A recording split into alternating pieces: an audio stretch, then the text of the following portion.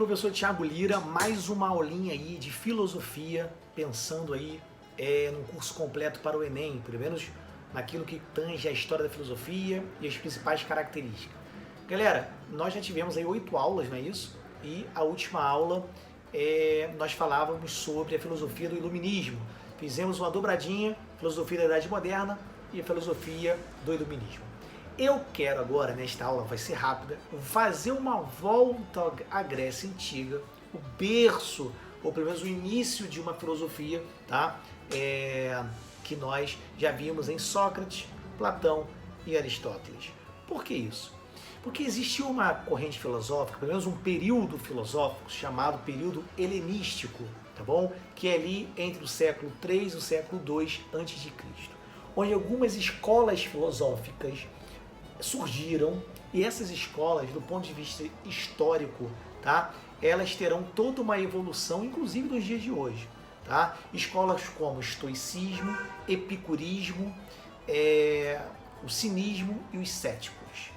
Primeiramente, queria que vocês entendam que nesse período a Grécia ela estava sob o período dos macedônios, tá? Você deve lembrar do filme Alexandre o Grande, não é isso? Que foi aluno de Aristóteles. Aristóteles foi professor, né, de Alexandre o Grande. Naquela época, né, as famílias aristocratas tinham os seus tutores, e na agenda ali das aulas, pensando dentro daquele contexto, nós tínhamos ali a ginástica, né, nós tínhamos ali as poesias e as histórias dos mitos de Homero, Hesíodo, nós tínhamos o ensino da lógica e por ali vai.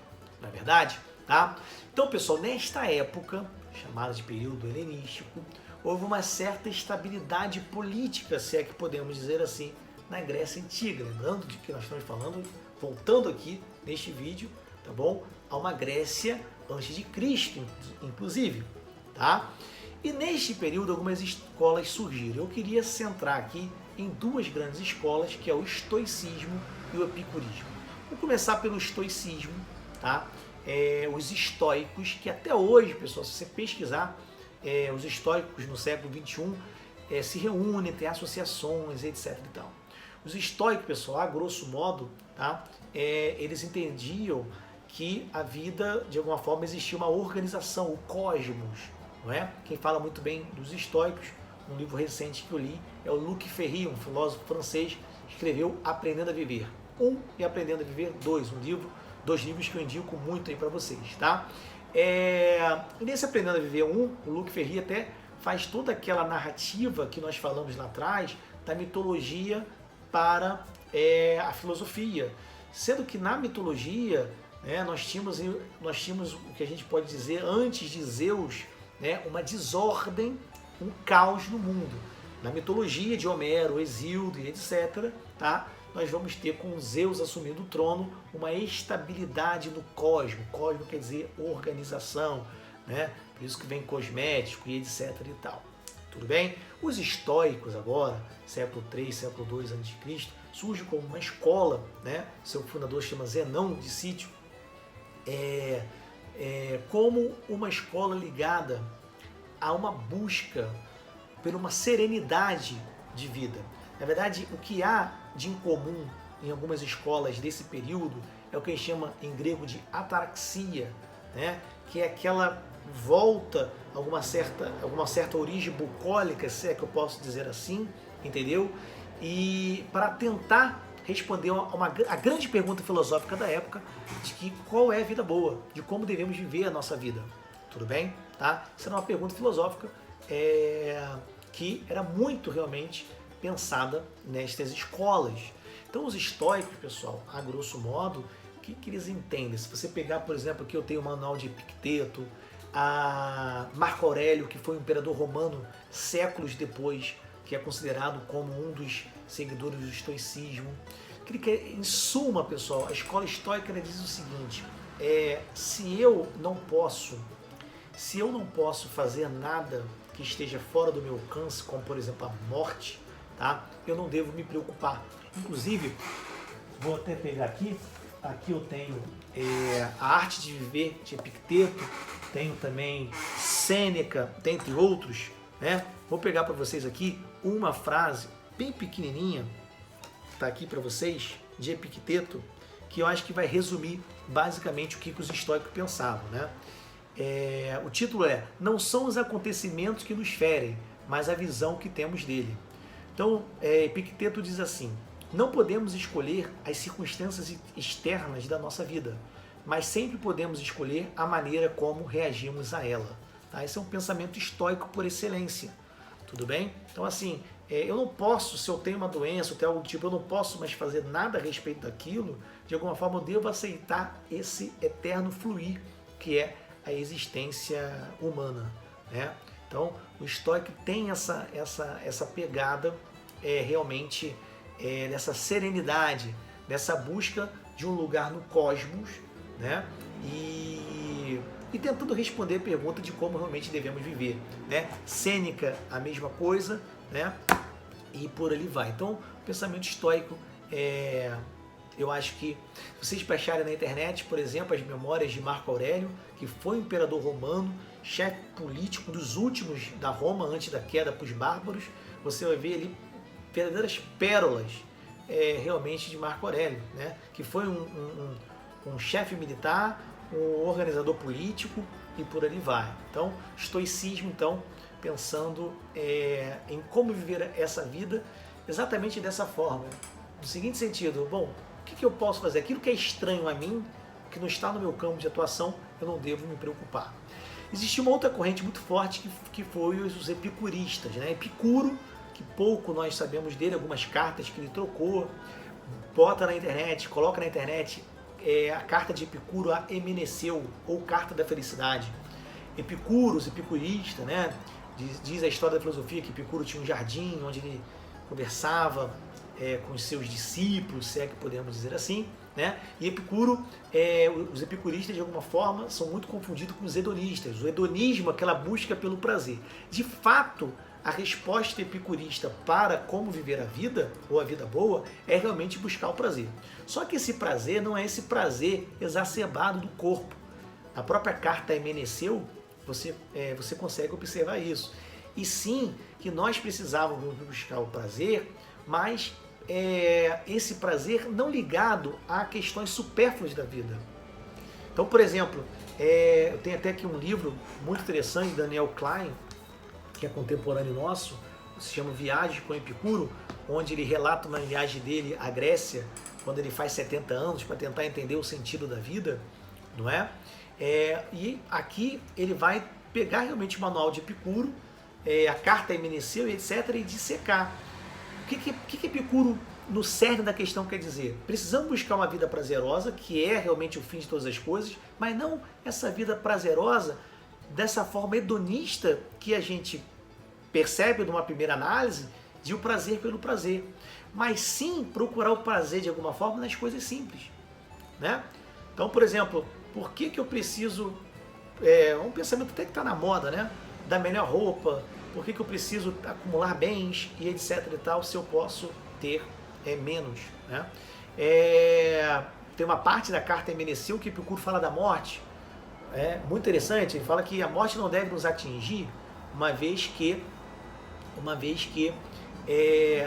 a morte em si não é nada, porque se nós estamos vivos, a morte ainda não nos atingiu, e etc e tal, né? Então, que a gente tem uma perspectiva da morte. A gente não vai sofrer a morte em si, porque se morremos, vivos já não estamos. Mais ou menos é isso que Epicuro quer dizer. Aliás, vai haver uma crítica muito forte de Kierkegaard no seu livro Temor e Tremor sobre esse pensamento de Epicuro. Mas, pessoal, repare que as duas escolas, de alguma forma, se tocam nesse ponto dessa ataraxia, dessa busca de qual é a vida boa que devemos lembrar, né? A resposta grega, pelo menos nessas escolas, né, para essa filosofia, de alguma forma tem a ver com uma espécie de uma simplicidade, né? Pelo menos é isso que me parece, tá? Se você ler a Bíblia em Atos 17 e Atos 18, um livro escrito por Lucas, que basicamente conta a história de Paulo, o apóstolo erudito, culto, né?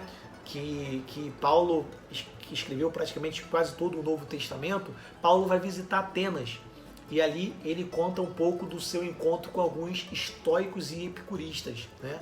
Interessante que ele anuncia o evangelho de Jesus e no final tem uma parte muito interessante que alguns gregos falam assim para ele: olha, nós gostamos muito do seu discurso, você pode voltar aqui depois para a gente conversar mais? Que é uma prática realmente desta época, que é realmente a busca pelo saber, pela filosofia e por ali vai. Tá, pessoal? Não é que essas escolas eram como que hoje a gente fala de filosofia de autoajuda.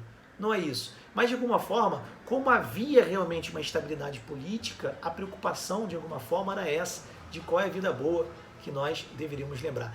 Em Sêneca, pessoal, por exemplo, eu lembro de uma carta que ele escreveu, por exemplo, acho que um amigo dele chamado, acho que Túlio, salvo engano é Túlio, Lucílio, por exemplo, onde ele fala da morte, inclusive, do filho, acho que de Lucílio ou algo assim, tá? Onde fala, olha, não há o que se fazer, entendeu? Então não devemos nos perturbar. Claro que isso é um pouco utópico, né, pessoal? Nós estamos implicados com a existência, isso é uma outra história. Aqui eu estou tentando apresentar para você em síntese. Outras duas escolas, pessoal, foram os cínicos, por exemplo. E aí nós temos a figura de Diógenes. Diógenes que vai, inclusive, inspirar Roberto Gomes Bolanos a escrever Chaves, né? Que morava no barril. Diógenes pregava que nós precisávamos viver com simplicidade. Há um relato de que ele encontra Alexandre o grande chefe militar, e Alexandre o Grande fala assim: você que é o grande Diógenes aí, que é o grande sábio, né, dessa escola cínica, né? Cínicos, inclusive, do grego quer dizer cachorro. Cachorro porque vivia pelas ruas sem se preocupar, andava nu e por ali vai, tá? Então o que acontece? E o Alexandre Grande fala: então, já que você é Diógenes, escolhe o que você quiser que eu te dou. E Diógenes, sentado ali à frente do seu barril, fala: olha, então, já que você quer realizar meu desejo, eu só quero uma coisa: sai da frente do meu sol, você está atrapalhando aí o meu sol, né? Enfim, é uma marca aí de Diógenes. Conta-se também que Diógenes foi vendido por escravo e o seu senhor uma vez chegou para ele, viu a sabedoria dele, falou: olha, se eu não fosse eu queria ser Diógenes. Aí Diógenes fala assim: bom, se eu não fosse Diógenes, eu queria ser Diógenes. Enfim, temos também os céticos, né, da escola cética, que vai de alguma forma pensar nesse relativismo, lá inclusive de Protágoras, né, pré-socrático aí, que trabalhava com a ideia de que o homem é a medida de todas as coisas, um relativismo que hoje, inclusive no século XXI, nessa pós-verdade, né, um conceito contemporâneo a todos nós, né, ou seja, não há verdade, principalmente depois de Nietzsche, com Zaratustra, a morte de Deus, etc. e tal, não há mais verdades sólidas, né? É algo que também já é pensado ali nesse contexto com os céticos, né? E por ali vai. Se você pensar no século XVII, século XVIII, você tem alguns empiristas como David Hume, que pensava que não haveria um conhecimento a priori e simplesmente o conhecimento experimental, então a gente precisaria duvidar de tudo, né? O que também nos lembra de Descartes, com a sua dúvida hiperbólica. Então, pessoal, 4 escolas para vocês: os céticos, os cínicos, os estoicos e os epicuristas, tá? Lembrando que há uma crítica também, inclusive, eu não lembro em quem que eu li essa crítica, tá? Que de alguma forma vai dizer que essas filosofias realmente de alguma forma não era filosofia propriamente dita enquanto ciência e por aí vai. Mas isso é um papo que pra gente não interessa, porque o que, na minha opinião, o que está sendo ali observado nessa Grécia Antiga, com a sua cultura, com a sua conjuntura, com a sua política da época, é realmente qual é a vida boa que devemos lembrar. Nesse livro recente que eu estou até lendo, Daniel Klein, Viagens com Epicuro, tem um conto grego que eu acho muito interessante, que é mais ou menos assim: um norte-americano chega na Grécia, por agora, e olha um senhor ali junto com as suas azeitonas, né, com seu